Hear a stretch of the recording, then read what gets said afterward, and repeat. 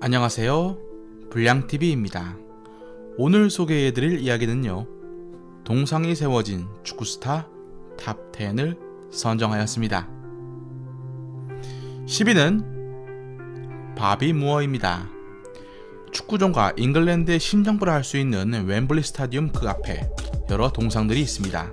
역사적인 럭비리그 우승을 기념해 럭비 동상도 있지만 축구 동상도 하나 있습니다. 바로 1966년 잉글랜드에게 월드컵 우승컵을 안겨주었던 바비 무어의 동상입니다. 2007년 5월 11일 과거 잉글랜드의 월드컵 우승을 기념해 주장이던 무어의 동상이 세워집니다. 바로 그 당시 월드컵 결승전이 펼쳐진 곳이 바로 웸블리였기 때문이죠. 위풍당당하게 서 있는 무어의 동상은 마치 성질을 지키는 수호신 같은 느낌입니다.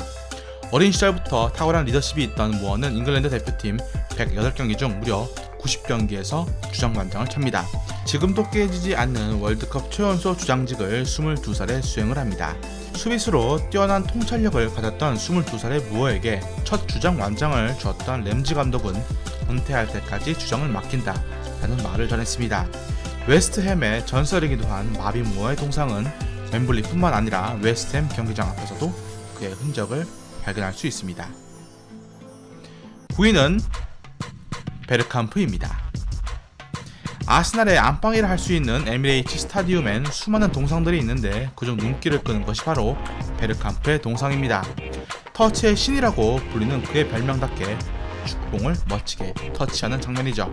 베르캄프 이전엔 토니 아담스, 티에리 앙리, 허버트 체프먼 3명의 동상이 아스날 홈에 세워지게 됩니다. 베르캄프는 4번째로 세워졌는데 아스날에서만 315경기를 뛰며 87골과 166개의 도움을 기록해 아스날의 전술로 남게 됩니다.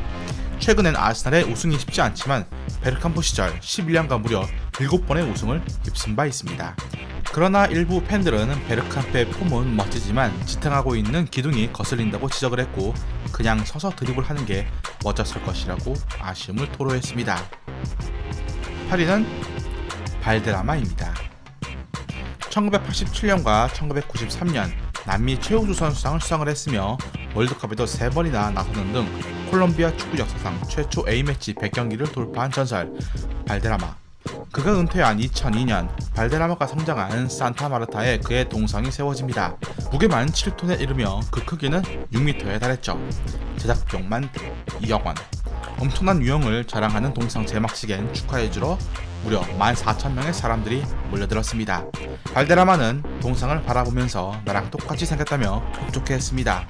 1990년 콜롬비아는 마피아가 판치는 범죄의 소굴이었고 수도 보고타엔 납치와 살해가 비일비재할 정도였습니다.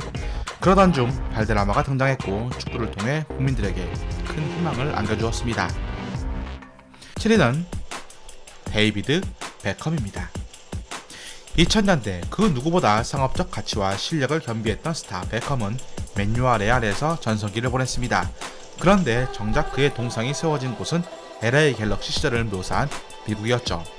국민 사커 리그를 상징하는 MLS에서 동상이 세워진 선수는 베컴이 최초였습니다. 그만큼 베컴은 북미 프로축구에 큰 영향과 발전에 기여를 했습니다. 그가 LA로 건너온 시점은 2007년. 세계적인 스타의 입단 때문에 LA 갤럭시의 위상은 크게 올라갔고 팀의 2회 우승에 크게 기여합니다. 미국 내 베컴의 인기는 상당한데 2014년 미국 어린이들이 선정하는 키즈 초이스 시상식에선 아들 둘과 함께 동상 퍼포먼스를 선보이기도 했습니다. 매년 이 시상식에서 슈퍼스타들은 각종 액체를 뒤집어 쓰는 쇼를 펼칩니다. 그리고 최근엔 미국의 한 TV쇼에서 베컴의 가짜 동상을 이용한 몰카로 베컴이 큰 곤욕을 치르기도 했습니다. 6위는 지네딘 지단입니다.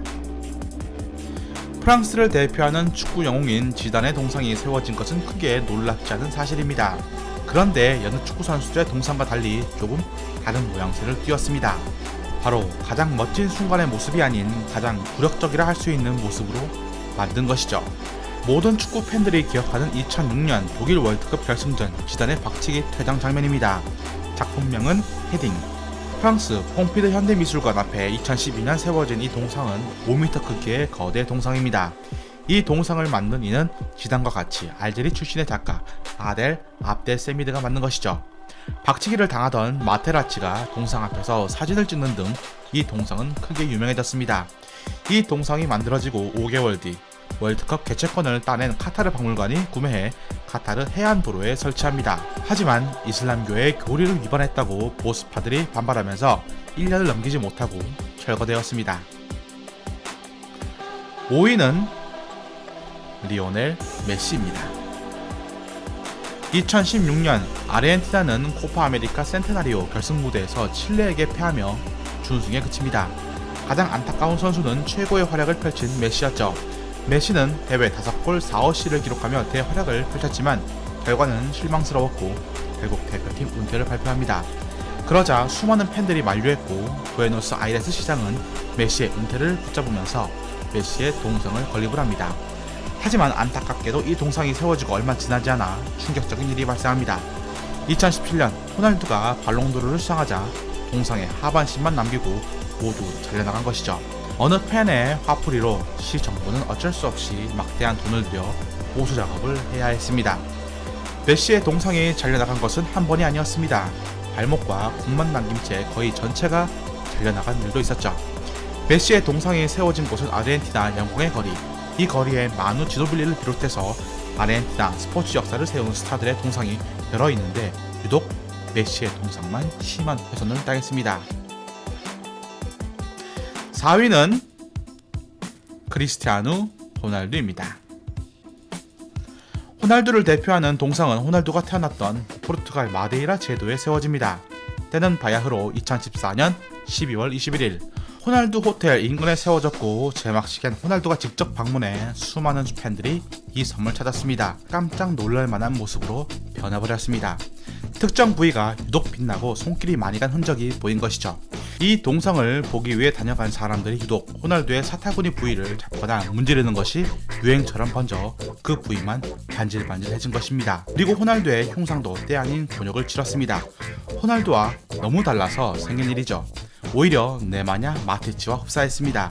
마데이라 공항 앞에 서 있는 이 흉상이 너무 놀림감으로 전락하자 제작자는 엄청난 비난에 결국 눈물을 흘리며 다시 만들어야 했습니다. 3위는 디에고 마라도나입니다. 역사상 최고의 드리블러 중 한 명이 마라도나의 동상이 빠질 수가 없습니다. 마라도나 동상이 처음 세워진 것은 2006년으로 아르헨티나 수도 부에노스아이레스에서 처음 공개되었습니다. 그리고 2020년 마라도나가 사망하자 마라도나가 7년간 뛰었던 클럽 나폴리가 홈구장 앞에 세워질 새로운 동상을 공개합니다. 나폴리의 홈구장은 원래 스타디오 산파울로라는 경기장 이름이 있었지만 마라도나 사망 이후 디에고 아르만도 마라도나 구장으로 이름이 바뀌었습니다. 그리고 사망 1주기에 이 동상은 나폴리 홈구장 앞에 설치가 됩니다. 2위는 알렉스 퍼거슨입니다. 맨유를 가장 대표하는 동상은 바비 찰튼, 데니스로, 조지 베스트로 이루어진 이른바 3위일체 동상입니다. 맨유에 가장 헌신했던 선수들이기 때문이죠.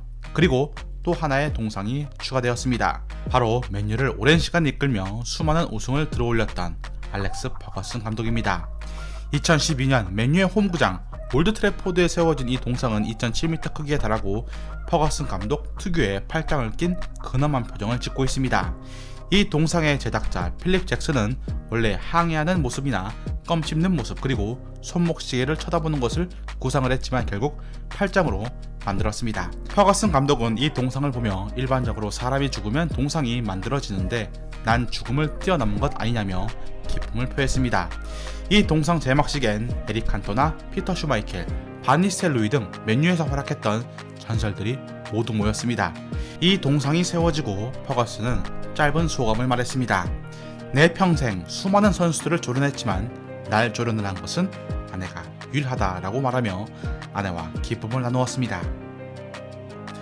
대망의 1위는 고든 뱅크스입니다. 일반적으로 빅클럽들의 전설들은 동상들이 한두 개씩 존재합니다. 그런데 스토크시티에도 동상을 세운 인물이 있습니다. 바로 2019년 2월 별세한 고든 뱅크스라는 골키퍼. 그는 야신에 이어 역대 골키퍼 최상위권을 다투는 명골키퍼입니다. 월드컵 무대에서 펠레의 완벽한 헤딩슛을 막은 일은 이미 유명합니다. 레스터에서 더 긴 선수 생활을 했지만 스토크시티 이적 후에도 전설적인 커리어를 이어나갔습니다. 선수 생활 중 1972년 불의의 교통사고를 당해 한쪽 눈을 잃고 말았지만 그는 1977년 불굴의 의지로 다시 골키퍼 장갑을 꼈고 2년을 더 활약을 합니다. 그가 잉글랜드 대표로 뛴 73경기 중 잉글랜드가 패한 것은 단 9번. 펠레도 그의 선방에 혀를 내두를 지경이었습니다. 보든 뱅커스의 동성이 제막된 2002년 축구 왕제 펠레가 축하를 건네주기 위해서 직접 스토크를 방문했습니다. 2019년 2월 12일 가장 강했던 잉글랜드 골키퍼가 세상을 떠나자 수많은 팬들이 그의 동상을 보기 위해 스토크로 몰렸고 동상 앞엔 수많은 머플러들이 보여지게 됩니다. 즐겁게 보셨다면 구독과 좋아요 클릭을 부탁드립니다. 다음 이야기에선 완벽이란 말이 너무나 찰떡같은 월드클래스로 걸맞는 축구 실력과 독보적인 리더십까지 갖춘 한 분에 대해서 소개해드리고자 합니다.